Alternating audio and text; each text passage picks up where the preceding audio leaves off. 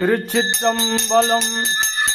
சிவசிவ என்கிறர் தீவினையாளர் சிவசிவ என்றிட தீவினை மாலும் சிவசிவ என்றிட தேவருமாவார்.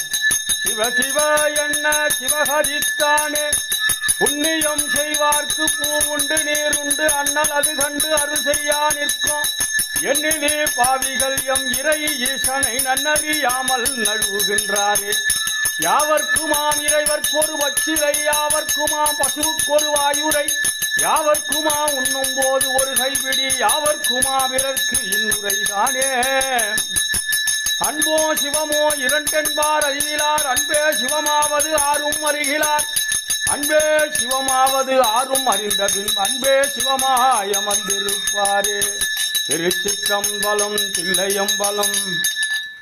கற்பனை கடந்த ஜோதி கருணைய உருவமாகி அற்புத கோலம் நீடி அருமறை சிரத்தின் மேலாம் சிற்பர வியோமம் ஆகும்.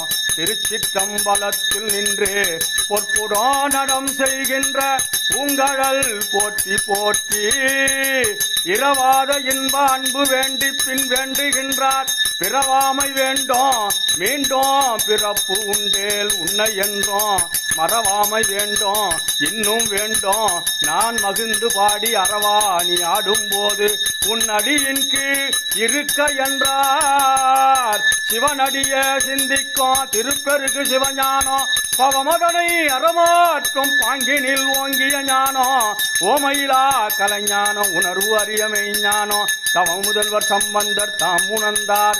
அந்நிலையில் ஞானத்தின் திருவுருவை நான்மறையின் தனித்துணையை வானத்தின் மிசையின்றி மண்ணில் வளர் மதிக்கொழுந்தை தேனக்க மல கொண்ட செஞ்சடையாசி தொடுக்கும் காணத்தின் எழுபிறப்பை கண்களிப்ப கண்டார்.